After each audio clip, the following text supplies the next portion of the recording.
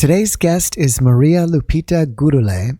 She's a certified medical support, clinical hypnotherapist, and a world-class psychic medium. Maria has had multiple near-death experiences, and the last time she was on the podcast, we spoke about her near-death experience where she saw the Divine Mother and was shown the secrets of the universe. In this episode, we got her back to finish speaking about that NDE as well as some of her others. Maria, thanks for coming back. I really appreciate you joining me, and welcome. Oh my goodness, Jeff, thank you so much for having me. There's been such a tremendous outpour that has come from the last interview that I am deeply and profoundly grateful to you and to all of your viewership. So I'm honored. Thank you. Well, thank you, because without you and all my other guests, there would be no podcasts. Yeah. Well, you do a really good job. Well, thank you. And I was going to say, I've never had an NDE, so there's nothing for me to talk about. Okay. Well, that's amazing, right? So that's good because it gives us all, and for me, I have too much to say. So I am just so thankful that you've had me back because I watched it back. Mm-hmm. And the amazing thing is that I thought that I had shared so much more. So while I was in it, just deeply in it, there's a thing that happens with me is that I'm very visual, and I stated that like I had a whole lifetime while I was there in my NDE. So one of the things to explain is that I haven't worked to overcome my NDE. It's like I had a really good conversation with my brother, and through that conversation to understand that I'm working through and with and in my NDE.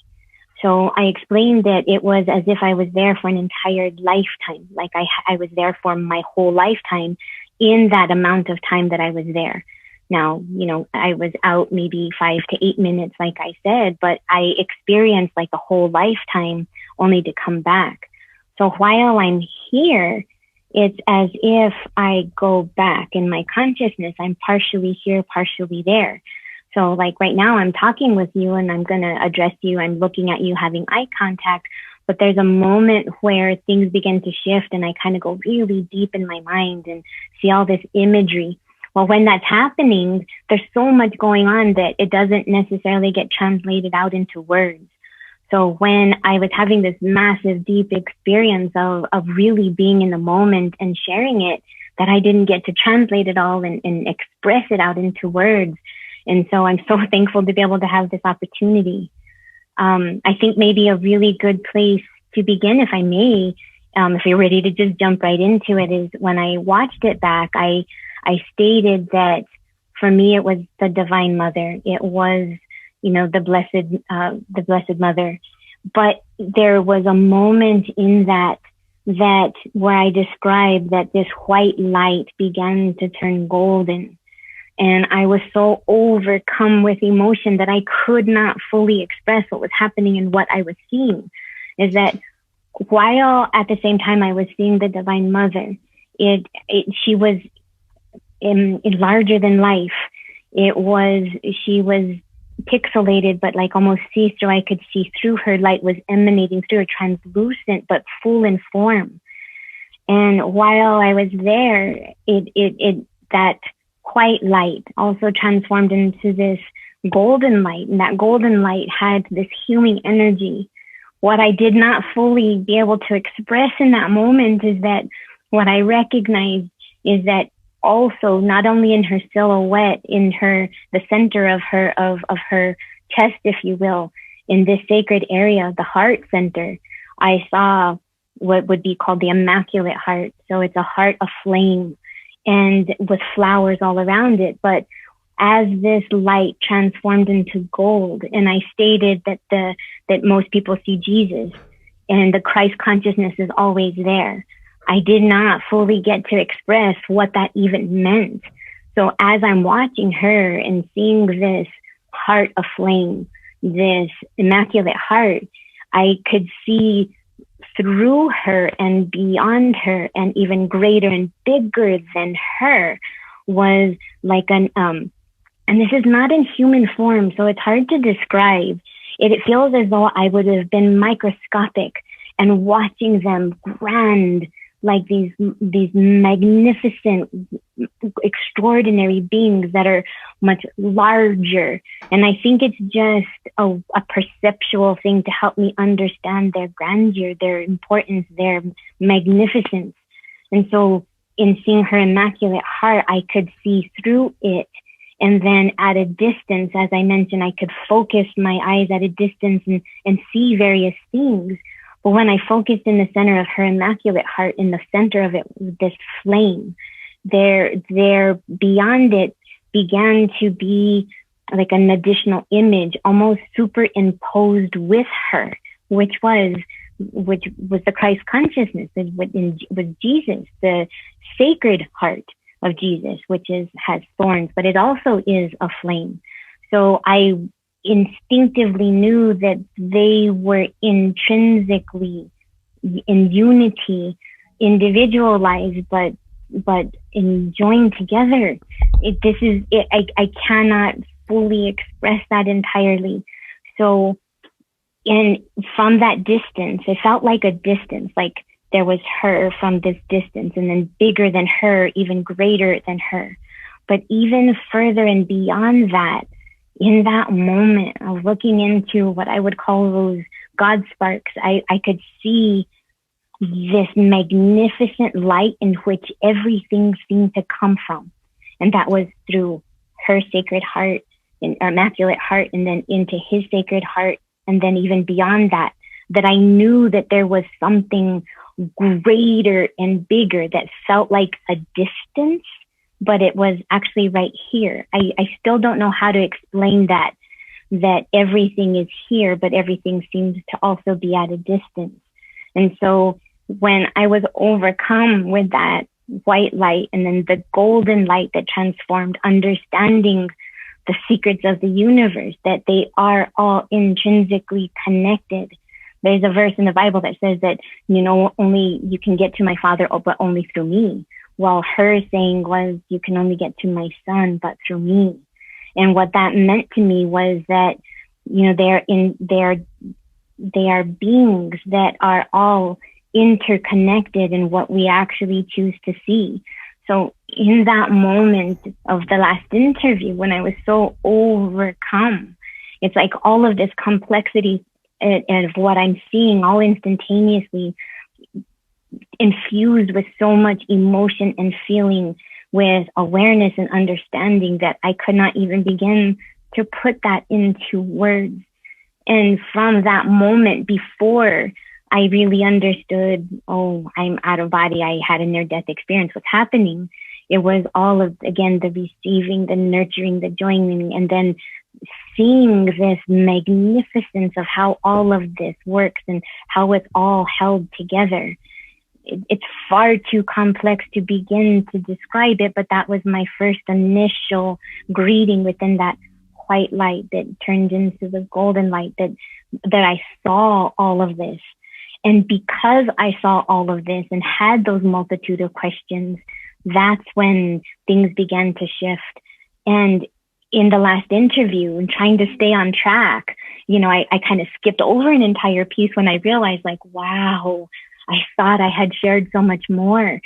So thank God you asked me back, because there's so much layers to this. And out of it, people have asked some really extraordinary questions that I think that we can get to. Mm-hmm. So from that place, what I understood from seeing her was that we are all one. It is the absolute divine law of one. I don't know how to explain that, but that's really what we all are. So what I was shown through her, intrinsically connected to him, and he intrinsically connected to the universe, to God, this grand energy that we can't even begin to describe. It's all interconnected, and also showing our part in it. So that's one of the biggest pieces that I needed to continue to explain. And one of the questions that you had for me is, if it was more religious or spiritual, and what do I consider myself now? And I do consider myself more spiritual, but I have not given up my religion or my faith.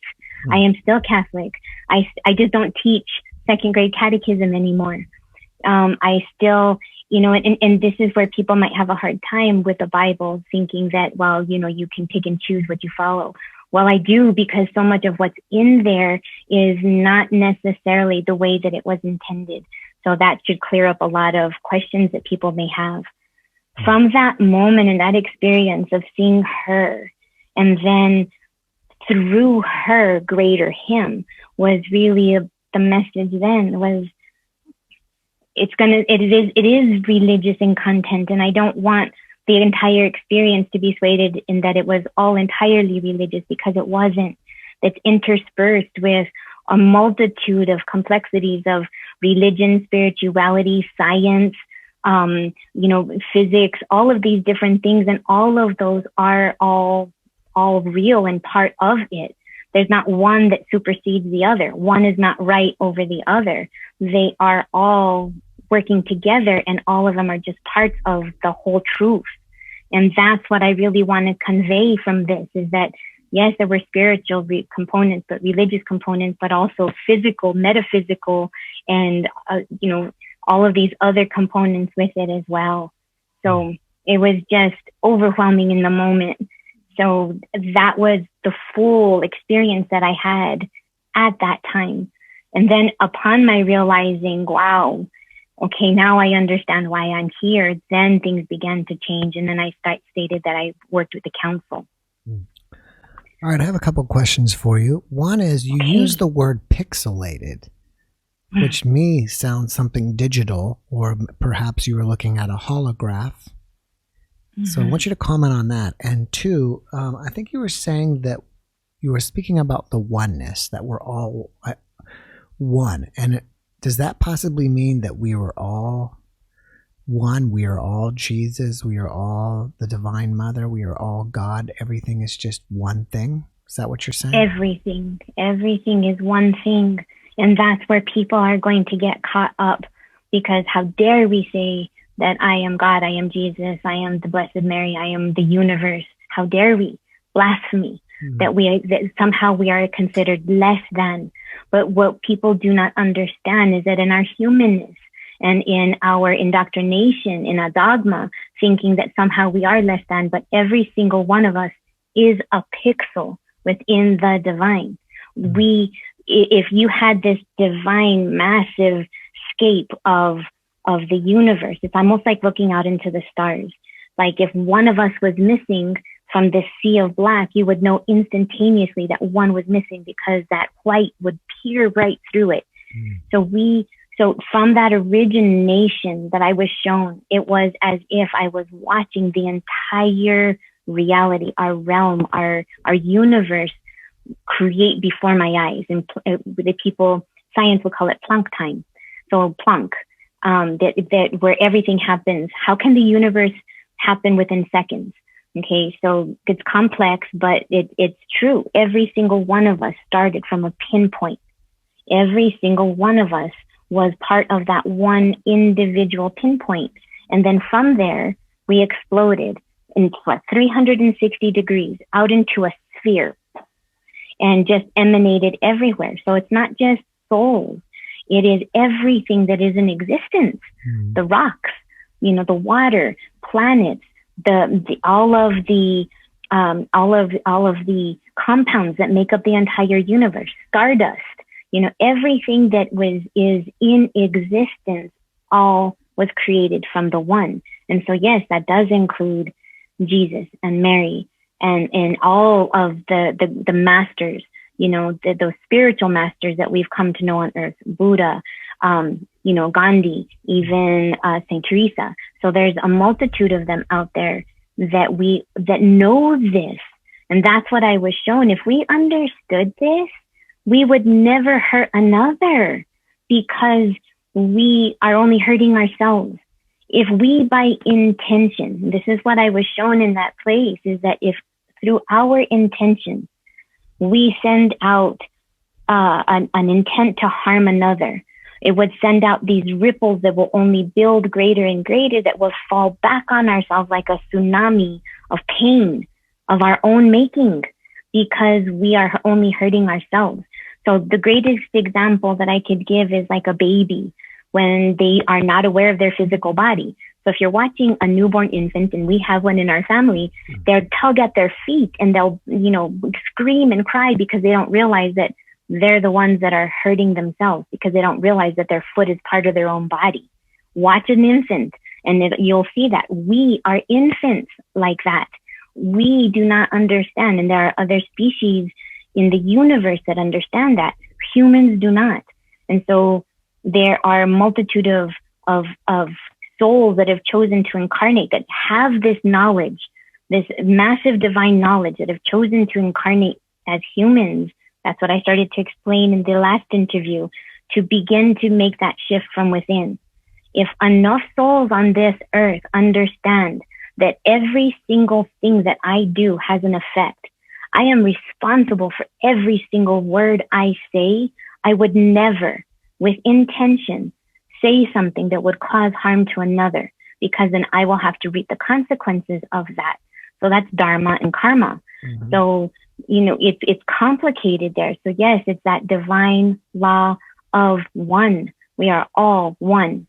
And it's kind of like a double negative, that absolute divine law of one. So absolute by definition means everything.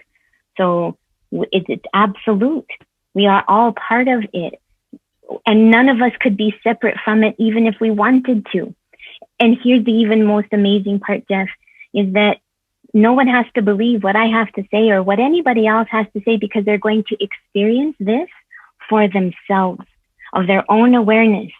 The time of their own passing, when they themselves cross, will also come into this knowledge and awareness. Now, the difference with me is that that filter has been removed. It's like all of us here are incarnate, has this knowledge, but in a filter, if you will, that kind of keeps us like a barrier from accessing all of that. Mine is gone. My filter is gone from my near-death experience. So like I can have that access and really go back and forth. I feel like when I am working in this way, I do feel like I still visit the other side. Like I still work with my counsel. I still work with even myself from that place. I know that's really complicated to explain, but that's how, like I said, my NDE has not diminished. It has only gotten more vivid and more in depth. All right, let me stop you there. I'm pretty sure last time when we spoke, you had mentioned that you chose to come here and go through all this terrible stuff, right? Yes. So since you chose this, but you're also talking about if we don't do any terrible things, everything could be, I'm guessing you're saying everything could be better if we choose to make, do good things, not do bad things to other people, etc., etc. But if we don't do these bad things, then no one can ever choose to come here and endure all these bad things. Right. We're here by choice. Nobody makes us. And here's the thing, is that we come here to experience. And the more we experience, oftentimes what happens as humans incarnate, we create imbalance. So for a perfect example is that just by our existence, we're going to have different experiences that are going to create imbalances. Some people are going to go to extremes and cause harm. So what happens is that soul who chooses to cause harm will now have to reap the consequences, and I don't like to call it consequences because it sounds like it's a punishment. It is just the result. So if I intend harm, the result is that I have to come back and experience the result of that harm, the cause of the harm. So that's what we create all these imbalances. So what happened is that on this human plane, we got all the human souls stuck in this karma and dharma wheel, where it's everybody, the majority of people are so far out of balance and don't know how to get back into balance. And so what does that mean? Is that, well, first, do no harm. And second of all, be in alignment with yourself, showing up, doing your part. So when we learn these things, then we do not have to incarnate. So when we are on the other side, again, we know tolerance, we know compassion, we know forgiveness. We know that as a soul level, those are things that are concepts, okay, that the soul is trying to evolve and learn and understand. Now, we incarnate as human beings into these experiences to apply those principles that we're learning, those spiritual principles, kindness, generosity, forgiveness. Souls are working things out amongst themselves, that if they've caused harm to each other in past lifetimes, they will incarnate again to work it out in the hopes that they will apply those greater spiritual knowings that we all know on the other side and do it here. And then try and try and try again and again. So the more we're able to get it and be fully responsible for ourselves and don't place blame, we can get out of it and not have to incarnate and not have to go through all of this. And nobody makes us. It is we do it of ourselves. The further and further we get out of balance, it's like we want to try again. It's like a kid who keeps losing at a video game that wants to keep trying again and again and perfecting it and learning it and going over it again and again until we do. That's why this is more of a holographic, although very real, tangible material. It's in a dimension of 3 dimensions, that on the other side, we're trying to apply all of it.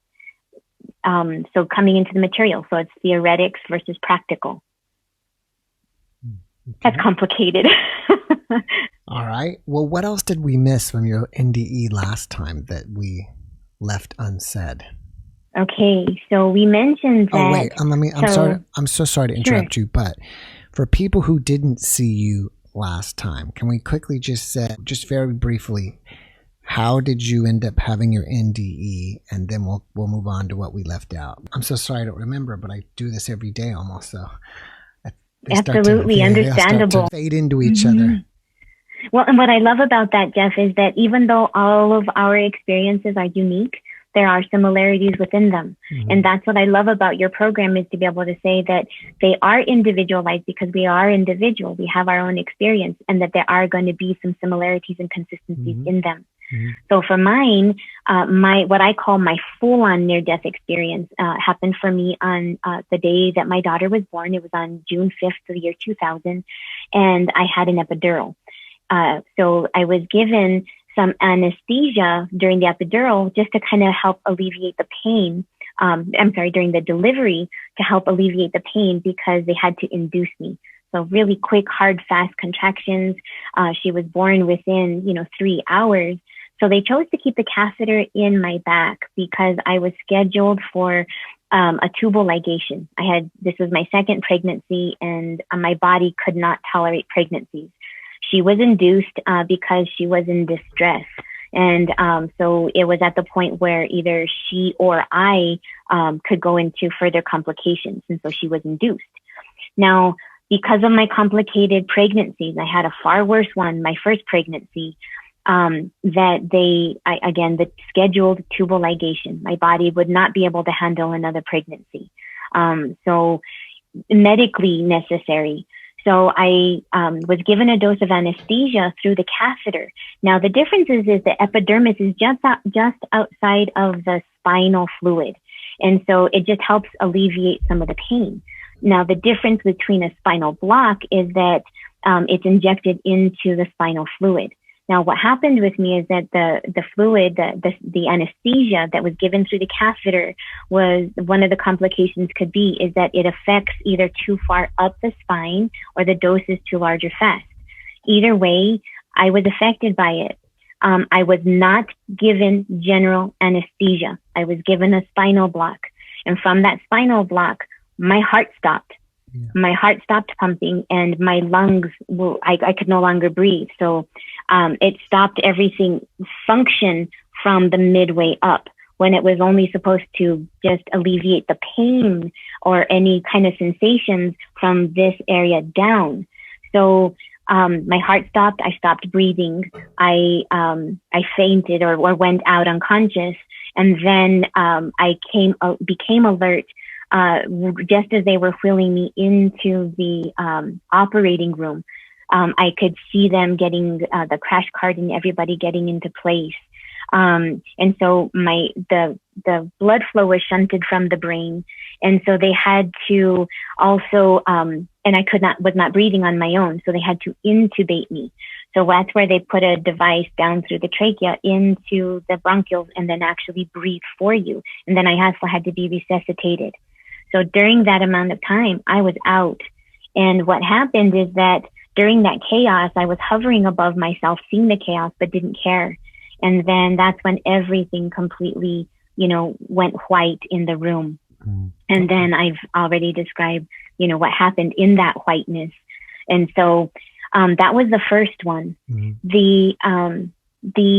In that process, after that whole magnificent, seeing first the Blessed Mother, then seeing the greater Christ consciousness, Jesus, with the hearts, the hearts of flame. I don't know how to describe that. I call it the God spark.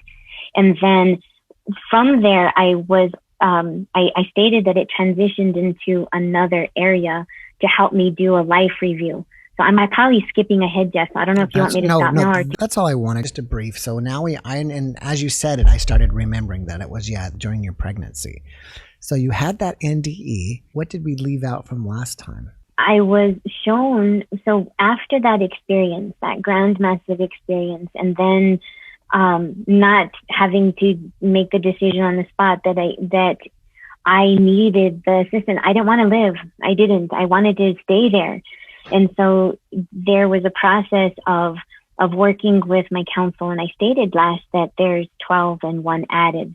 So let me explain that there's 3 specific groups that I worked with and will continue to work with. I don't know how to explain that. I'm still very aware of it and can feel it if necessary. But I know that there's 3 that I work with. And from there, I was working with one particular group that was helping me to decide if I was to stay within this life. So every soul makes the decision of whether they will continue in the life through their NDE. So part of that for me was reviewing my life. I described being able to look at it like in a book as though it moved, but there was more than that. I was taken to a room, for lack of a better word, but from this grand room, it looked like I was standing on a platform. And from this platform, it was almost like an IMAX. That's the best way I could describe it. The closest analogy that I could give is like an IMAX theater, where it was as if I could immerse myself into a scene of my life so that I can engage with it and understand it. Very holographic. So yes, a pixel. So like everything in this world feels very, very digital, very electrical, very, very technological, like the advanced. It's complicated. But from this platform, I was able to see my life. And from this original place, that's where I didn't experience through memory my first near-death experience. What happened is that I was shown to me. So in this room that I was taken after looking at smaller parts in this device that I had, like a book-like, taken to this greater room that had this IMAX type theater thing that I could immerse myself in. I could feel what I could somehow like engage into that scene, feel myself. But then at moments, I could even shift my perspective into another of this scene. So for example, if I say I had an explosive fight with my father, and as an example, and I wanted to experience it, I could be taken to that moment and freeze frame, my life completely put on pause. I could look at it through certain aspects and then be able to see it and then also experience it from my father's perspective so that I could have greater understanding. And so there's all of this interplay that happens when we're actually looking at it. So the very first near-death experience I had, the very first thing that I was shown was when I was in utero. So the last interview that we did, so much emphasis was put on my name. And I said that I would explain why I was named after Our Lady of Guadalupe. Well, I was born late. I was born 3 weeks late. my mom, they wanted to induce me, but my mom refused. And there was some complications that her water bag broke. And so she was put on bed rest for probably about a week before I was born. So I was born under duress as well. And so what I was shown from that platform was being able to see myself make the decision if even I wanted to be born, because I knew how complex my life was going to be.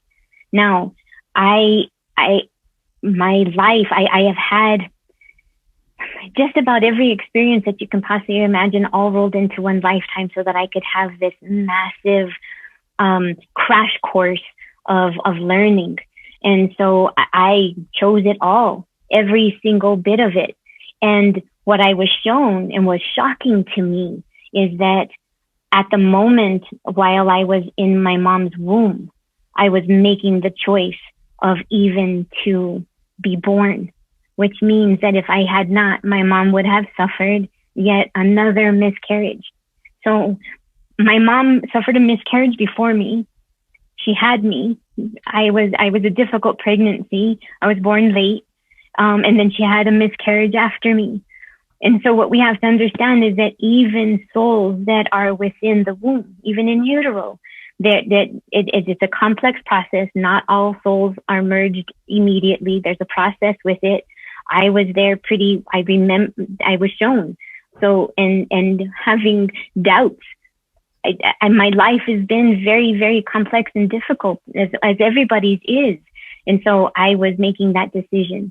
That was the very, very first near-death experience I was shown, because I was making this decision whether to be born even. And so out of that, a complicated birth for my mom and a 3-week late birth for me. That was the result of me not fully wanting to make the decision, do I come here or not? And so obviously I did. So from the moment that I was born, I did not want to be here. So that longing of wanting to go home has always and forever stayed with me. I was born to very loving parents. Like they have good, had a good experience, and I knew that it was going to be very complex, and I just didn't want to. And so when we fast forward okay, let me just pause there, because that's a lot to take in. That even, within the womb, and I'm going to fast forward here, because this same thing happened with my son. So my son, Mateo, he was my firstborn. He was born 10 and a half weeks early. I was put on bed rest just after my 3rd trimester. I barely could contain and hold him. I had toxemia that went to preeclampsia that converted into this condition called HELLP, HELLP, where my body was completely shutting down. My body could not tolerate the pregnancy. And so I went into preterm labor with him. They went to stopping the labor, going into bed rest, and then inducing the labor. Now, my son, I barely held him. So again, 10 and a half weeks early. He was only 3 pounds, 1 ounce when he was born. He stayed in the hospital for over a month. And my son dropped into the birth canal prior to the doctors even being ready.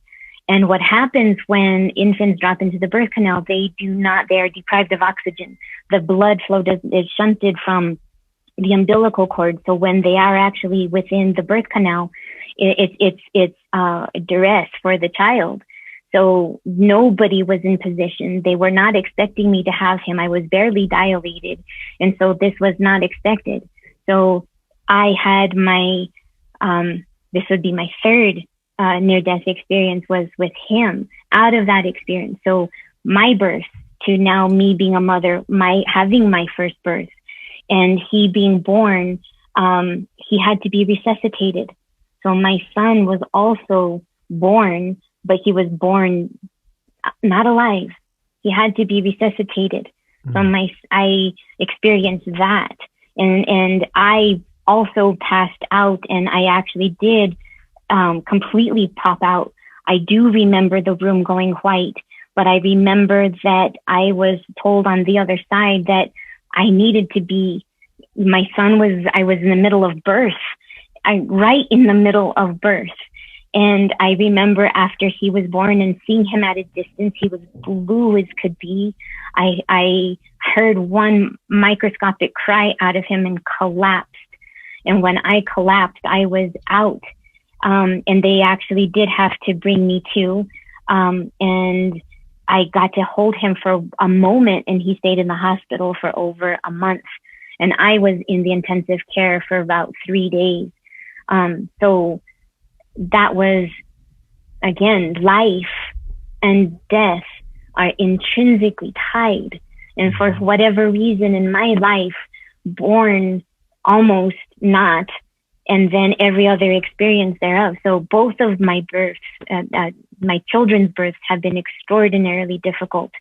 And out of that birth, deciding life.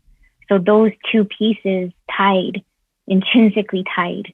And so with that experience of my son, that was just another, what I would call a pop out, the moment of being there, and then making the decision instantly to fully come back. So that was not a full on near death experience either. It's so interesting that you said that, because I just had a podcast with a medical doctor, and I haven't published it yet, but I guess it'll be published by the time this one's published. But he hasn't had an NDE, but he is a hospital doctor. So he's present when people die, and he's also present when people are born. And he said he said something like, you get the same feeling witnessing birth and witnessing death. There's some kind of feeling that's the same. Absolutely, Jeff. That is absolute. And I know this about my life, that my life is tied and bound to death. I mean, every single one of ours is, but mine at a very different level. I understand birth and death at a very different level. And so I'm glad that you said that, because I got to witness the death of both my parents. So, and it's complicated to describe, and I don't even know if you want me to go into that, but I was able to witness it. So again, my life being about life and death. So my father had esophageal cancer, and my father had to have an esophagectomy. I was in Tucson, Arizona with my mother when my father was undergoing surgery. The surgery was supposed to happen laparoscopically, and something happened with the equipment. And this is at the VA hospital in Tucson, Arizona. And because this malfunctioned while the operation was in hand, they had to do emergency open surgery for my father. And so my father came out what was almost like Frankenstein. When he should have only had a couple of little incisions, he had massive incisions. So he had a 12-inch incision in his upper chest, and a 12-inch incision under his arm that went and extended behind his back. And my father was given an epidural prior to his surgery so that he would have a spinal block after his surgery so that it would stop the pain. My father, however, unfortunately had a curvature of the spine. The anesthesiologist did not get the catheter fully into the spine. And so my father was not given medications after the surgery. So he had part of his esophagus removed, part of his stomach removed. He had a tube inserted into his lungs, and he had no pain medications. The doctor was in another surgery and was a prescribing doctor, and was not in a position to prescribe my father meds. After he came out of his anesthesia, he went into severe shock and duress. And it was my mom and myself present, and she and I were the only ones in the room. He had to also be intubated, and my mom at that moment. So I am a medium, and like I said, my experience has not diminished. That part of my experience, I still straddle both. Now, all of us do. Every single one of us has a greater part of our soul, if you will, on the other side. And a portion of us incarnates here. Every single one of us, that is true. Its existence does not require our belief. In other words, it exists whether I believe in it or not, and people will experience this for themselves. And so with that knowledge, I'm fully aware that I'm still there. So what happens for me, Jeff, is that I can, because that filter is gone, I can perceive this. So in that moment that my father is in absolute chaos, it feels, and I can perceive the collapsing of both of these realms. I could feel my grandparents, my father's mother and father, and I could feel his brothers who had passed before him. And I could feel all of this energy. It's like a portal almost, if you will, would open. And my dad's face just instantaneously went white. He instantaneously let go and he died in that moment. And forgive my language for this, but this is the truth. My mom shouted out at that moment, "Daniel, get your ass back here." And in that moment, I am not joking with you, there was like a shock and a startlement, and they were able to secure him, but I was able to see it. And in that moment that he was back in the body, it felt like everything closed and everything separated again. And then we went into 3 hours of trying to just stabilize him.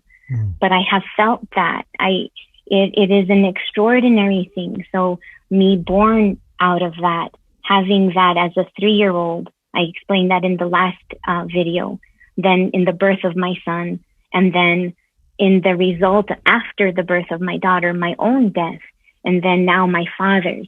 And so all of these different pieces, that there, again, is so much more than we can possibly even begin to imagine. So many people pray to Jesus, pray to God, and would dream just to have some type of experience with Jesus or God or whatever their savior is, or, whatever religion they are in. It's almost like the people who have NDEs are the lucky ones to encounter Jesus, God, angels, etc. Do you think they're just lucky, or is there it's just coincidence that these people get to experience when so many people are praying to don't? That is such a good question. I think that it is partially I call it a setup of the soul. I feel that this was a crossroads for me because I had veered so far off my path that I needed that massive experience to basically kick me back into gear. Because after my near-death experience, I went into a different direction, if you will. I became more spiritual. I became what I had always intended to be.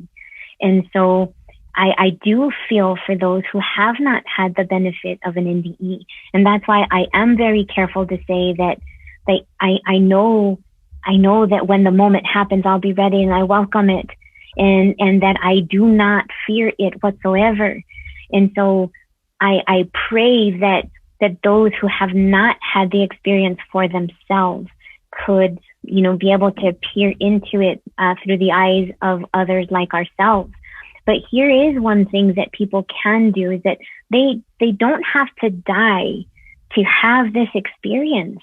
That there are things that people can indeed do to help themselves in their conscious mind, in their conscious thinking, in their living, and not have to have a death experience in order to appreciate life. And that happens it requires a lot of work, Jeff. We're here, humans, with a ton of experience and hurts and harms and things that we're here to overcome. And we think, like, how could we even begin to think that life could be peaceful in that way? But there are practices that people can have. There are things that they can do, to help themselves have these experiences. So the next closest thing to a near-death experience could be an out-of-body experience. And what I've also understood, if people have watched the Netflix show that's out there, there's one woman in there that my heart just goes out to her, because technically she was, medically having issues, but she never had a death experience. She was trapped in the material plane. She was and never really had that full-on experience. And so of all of those in that series, she's the one who really struggled with it the most because she did not have that experience. And I wish that I could explain is that she didn't have that full receiving, that her experience, her consciousness was still within the material plane. That's why she was able to remote view and, see her husband, I think it was at an airport or something.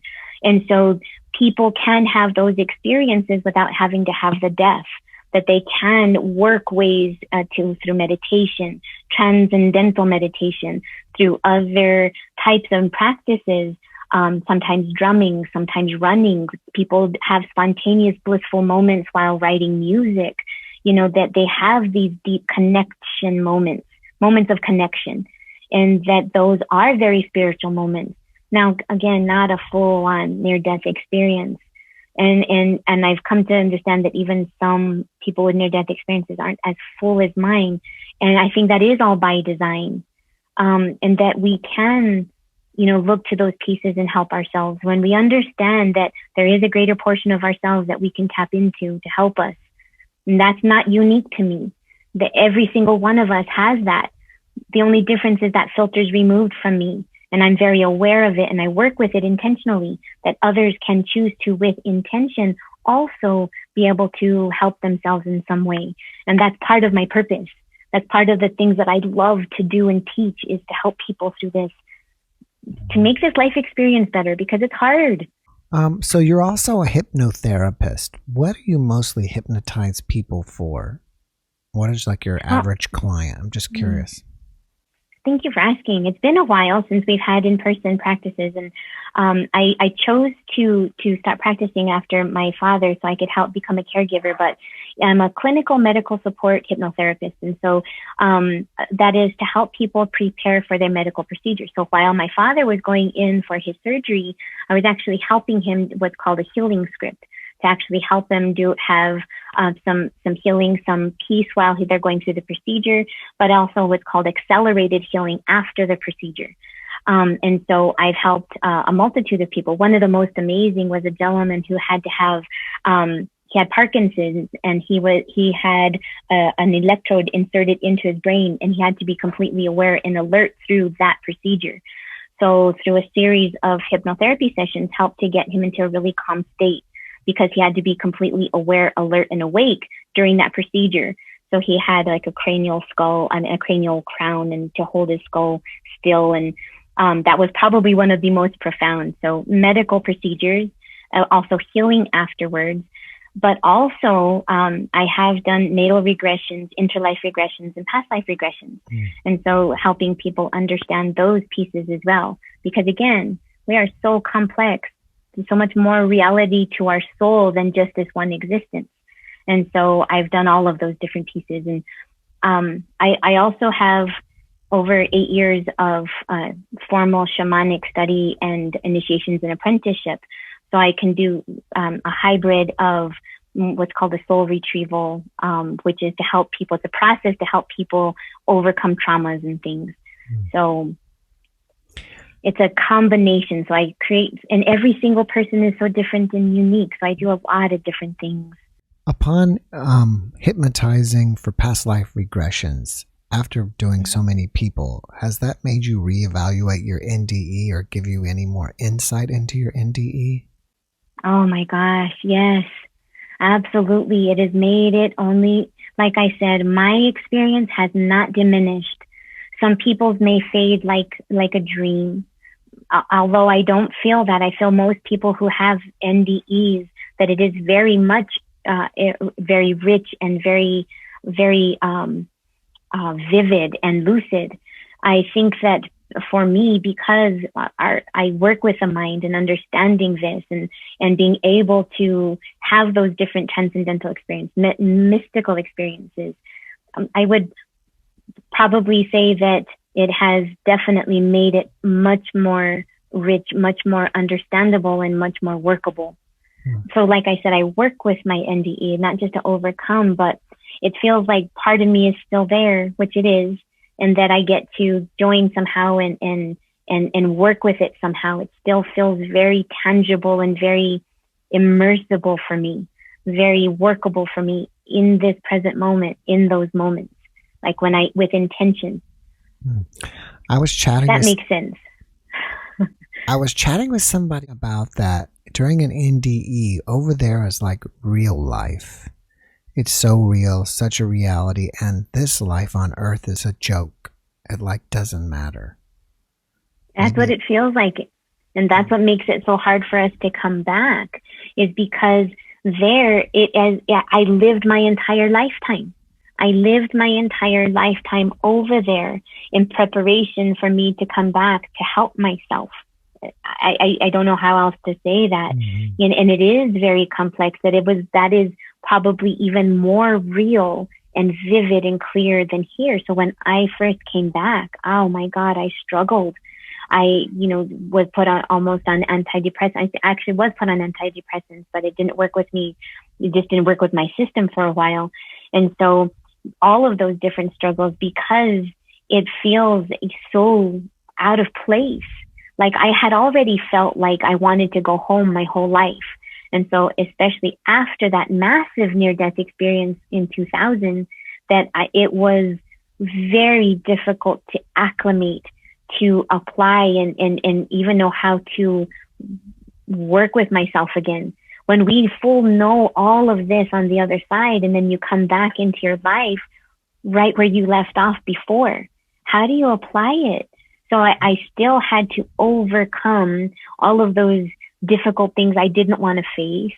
I still had to, work through all of these things. So there's so much work to be done when we come back. And some of us do come back with clarity and greater purpose, and others just, being able to just hold that energy because it uplifts the world. Do you know the story of Plato's cave? I don't. The famous philosopher, I don't know what is it, so many years before Christ. Plato. Mm-hmm. It's amazing. Anyways, this basic story has been overdone over and over again, but to me, it goes even deeper. And basically, I can just try to do it super quickly. 3 people are chained inside of a cave looking at the wall. The fire is behind them, and so most of their life, all they ever see are the shadows on the wall. And the shadows are them, and from the sunlight or the fire behind them, and they hear noise, and when people move behind them, they can see the other shadows. But that's their whole reality until one of them escapes the cave and finds out the real reality of everything else. Mm-hmm. And it goes on and on and on. So I kind of feel like the NDE is escaping the cave here and finally getting back to the real reality. Exactly. Because there's clarity. There, everything makes sense. What happens here, Jeff, is that not only do we, choose, we choose, our gender, we choose where we're going to be born, we choose where all of these different experiences. And it's not that, I want to be very careful here to not say that everything is predestined and fated, because in there, we also have free will and choice.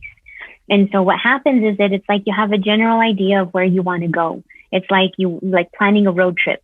If I'm from here and I want to go to somewhere over there, I'm going to plan that trip. That's the destination. But I can get there a multitude of ways. And so that's how we come into, that's what I was shown from that place, is that I chose every single part of it.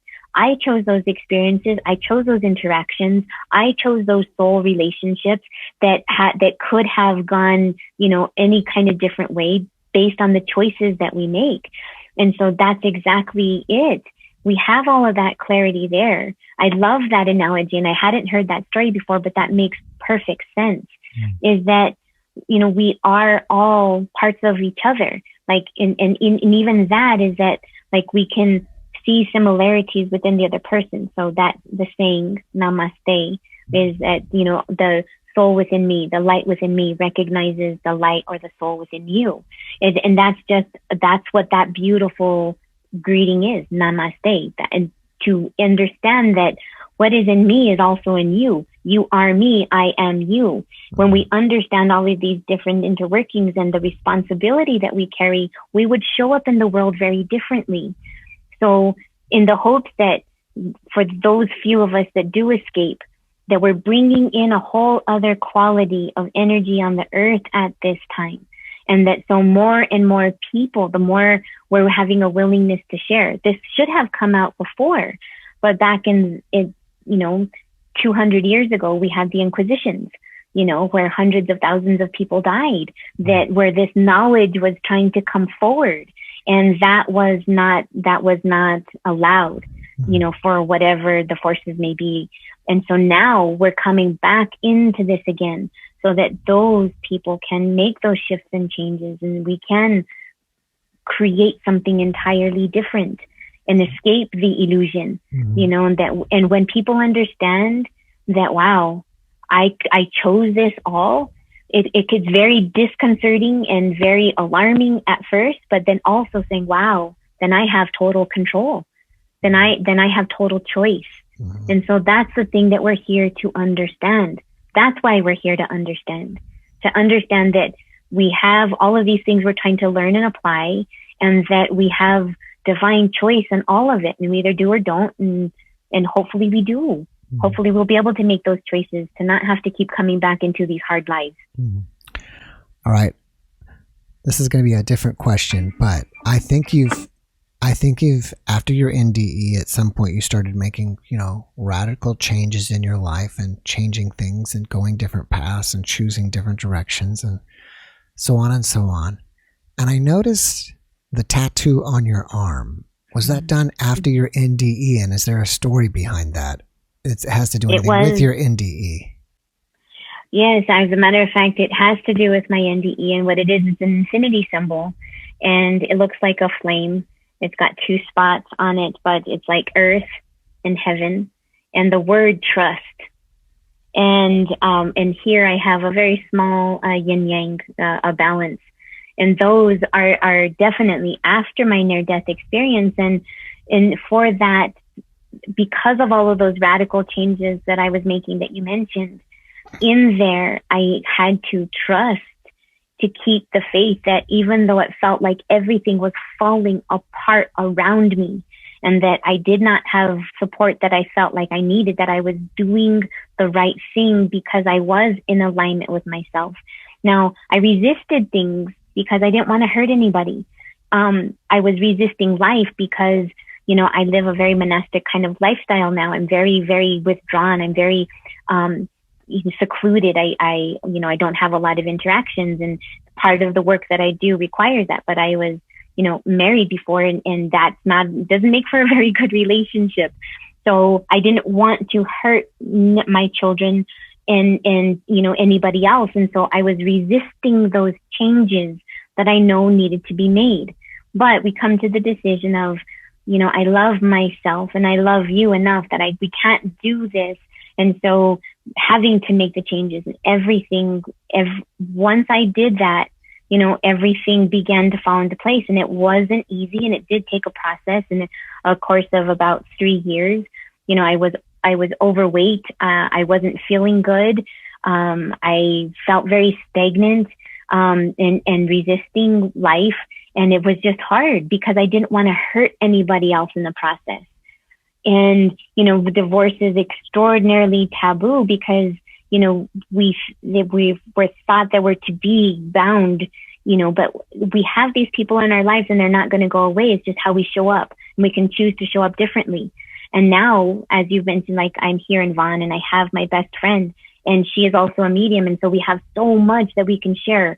My life has taken off into a whole different direction, and I am finally right in the place where I should be, doing the things that I should be, and with harm to none. It's never with intention to cause harm to another, but to live authentic in alignment with yourself.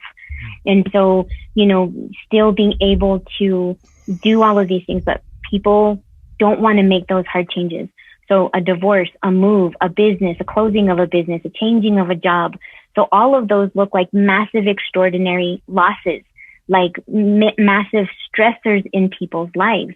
Most people are not willing to make those massive, radical changes that are necessary to live in alignment. And so I did. And it was not easy. And the support around me, shifted and changed. But now I can say that I finally am living right where I am supposed to, doing exactly as I'm supposed to, when I'm no longer in resistance of life. And it's not about harming others. It's just about understanding that every single person has a divine purpose and they must be in flow with that, or life is going to get complicated and hurt. That's very interesting. Thanks for sharing that. I was going to ask a question along that line, but I didn't have to. You shared it for me anyways. All right. Well, before we go here, what is your website again, and what are the ways people can contact you? Okay. Thank you so much, Jeff. Yes, I am social on Facebook as well as Twitter. And it's my name, Maria-Lupita Gurule. The Facebook page is Maria-Lupita Psychic Medium. My website is just my name, Maria-Lupita Gurule. So I also have a YouTube channel, and I have so much to say and share out of all of this to be able to help people. So I have a ton of stuff on the YouTube, and no, it's not a ton. I have some there, and I'm building it. So I'm really hoping that the content will grow, and as well as with the website. All right, great. All right, well, before we wrap it up, do you have one last message you can give us? Yeah, I think that before my near-death experience, like most people, life was so complicated and it was hard to be here, Jeff. I didn't really think that I would ever really come to a place of where I can honestly say now today, I'm so thankful that I am alive, that I have chosen to be here, to have made that decision and to be able to share this with others so that we can all come to that place and make a better place. And every single person will come to these truths on their own. So may these stand on their own. And I just wish people blessings. And that's I guess the intention for me, is that this leads to my purpose. I just want to be able to help people, and all that I do, may I help people feel better. So thank you for giving me this opportunity to share. Well, thank you. Again, thank you for being my guest. I wish you the best. Stay warm up there in New Mexico, since it's going to snow again soon. And take care. All righty, Jeff. Thank you so much. Have a great evening. Thank you. You too. Bye-bye. Thank you. Thanks for watching the JeffMara podcast. I really appreciate you. Another way to show support is through YouTube memberships. And if you do, there are loyalty badges and other perks depending on your level of membership. All you need to do is click the join button underneath the video to find out more. Thank you for your support.